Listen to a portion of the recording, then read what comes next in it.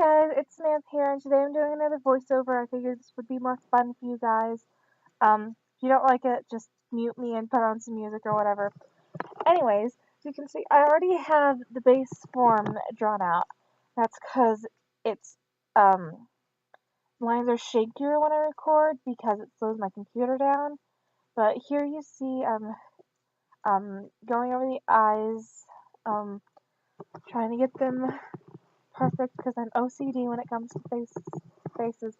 And now I'm struggling with the hair. I struggled a lot with the hair on this one. I don't know why. I got tired of it and I moved on to the hands. And here you can see it looks paused, but it's not. Um, the USB port in my computer is loose, so I have to wiggle my cords around to try and make them fit properly and actually connect to my tablet. So yeah, but yeah, that's what that was. Um, yeah, you can see, I think it's interesting. Usually when I draw something, like if I focus, yeah, I was struggling with the hands. But usually if I focus on one area, if I don't have like a basic sketch done first, and then I try to connect it to something else, the proportions are off. So it's always good to have a basic sketch of what you want. Also, I can draw eyebrows this time. I remember in my last video I struggled so hard with eyebrows. Ugh. Anyways, going back to trying to draw the hair and giving up on that again for a minute. Yeah, I eventually remembered this cool trick where if you put, you'll see it in a minute. If you put like a dot where you want eye lines to be coming from, it's easier to, figure out the placement of the lines, and so things go a bit more smoothly. But like here, you can see me trying to draw bangs and stuff, and it's not working. And that was kind of frustrating. Like the line always gets messed up on one side or whatever. um, but yeah. Oh, and here, oh, I forget her name, but Zuko's sister from Avatar: The Last Airbender was trying to draw bangs there. It didn't work out, but yeah, that's the dot trick I was telling you about, and got the hair down fairly quickly after that. So usually, if you have a bit of a guide to help you, it makes things go a lot faster and easier. This whole piece took me about 7.5 hours, mainly because my cords were being stupid and I half the time my pen wouldn't work. But yeah, here I am making sure all my lines are connected. And yeah, see, on to trying to draw the antlers. At first I was thinking kind of like moose antlers, but that didn't work out, so I stopped that for a minute and went on to the ears. I ended up moving those down to where the ears normally would be on a human, I guess. You can see that right now. You'll notice I don't really draw humans, I draw humanoid type things, like elves and demons and elf or deer girls or whatever you want to call it. That's mainly because it's easier to get away with,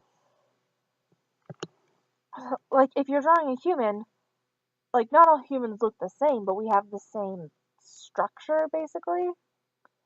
Like, you know what a human looks like.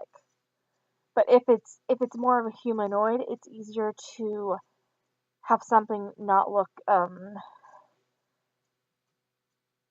correct with the anatomy and get away with it because it's not technically human, so it can it can look however you want it to look.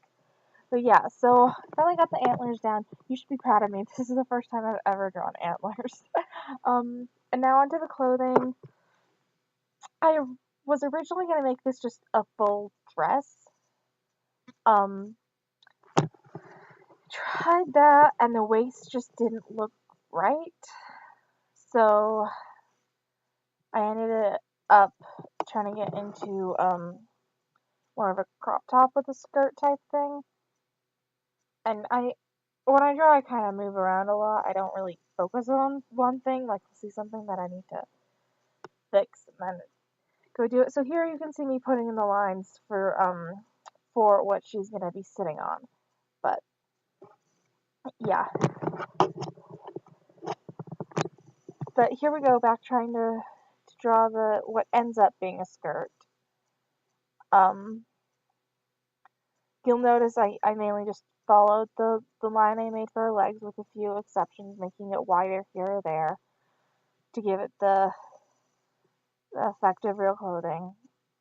And then tip when doing folds in clothing, usually it's a triangular or square shape. It's rarely ever just a line when it's like a fold. You can show lines to show fold in fabric too, but oftentimes adding um, an angled line like that you see in the skirt can help give it a bit more dimension. Even if they're not connected, having two lines that kind of look like they're going to a point make it look better. Or at least that's what I found. And I couldn't decide on the skin tone, so I had to go look at some references. There's a stigma in the art world that references are bad. Use all the resources you have. Don't don't not use references because you think, oh, it'll no one will take you seriously as an artist because of it, because that's not true. References are what help you get better as an artist. The more references that you use, the less you actually need them. So yeah, but here I am just doing the skin, and I always do shadows first and then highlight. So I put down the base, then I do my shadows, blend those out, and then do the highlight. And I have a problem with blending. I like having things completely blended, although, well, at least when I'm doing digital paintings. If if I'm just using my Copics or whatever, I don't really care that much if there's a harsh line. So I'm trying to move away from that in my digital paintings, and you can see me trying to do that here. But yeah. Um, yeah. So shading, and you'll notice the stomach.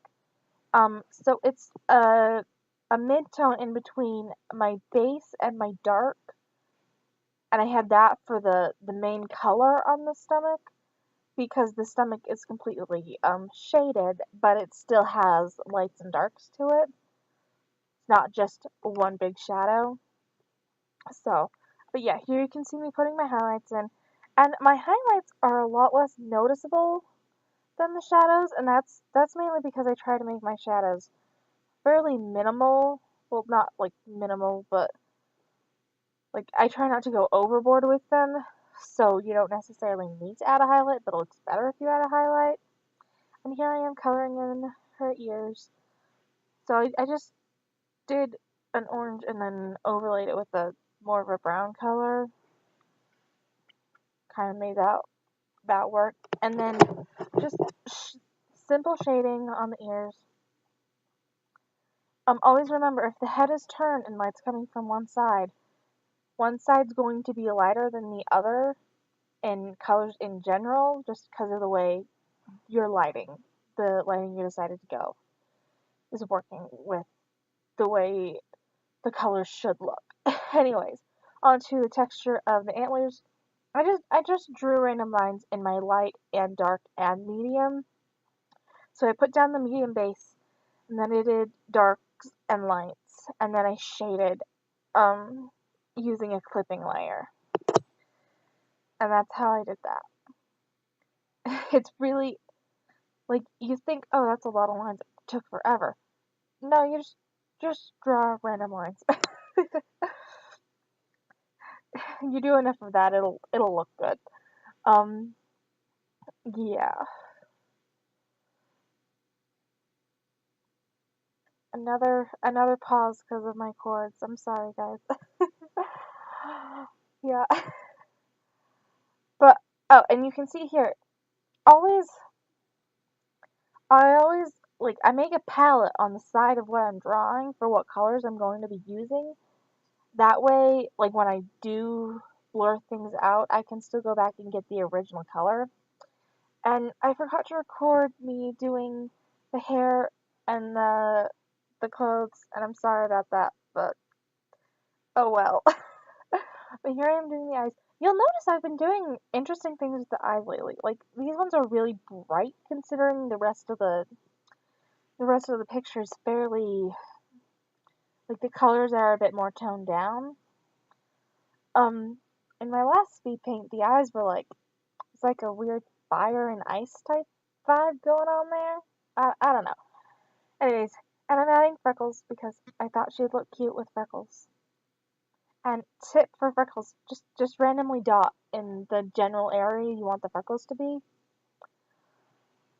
And then for the mouth, the line in the middle of the mouth, I ended up going into the line art and changing the color of that line. So that line can't be blended out, but then I put the same color around it so it could be blended out more. And then of course you add a bit more shadow and highlights. You get nice looking lips. Anyways, on to the background.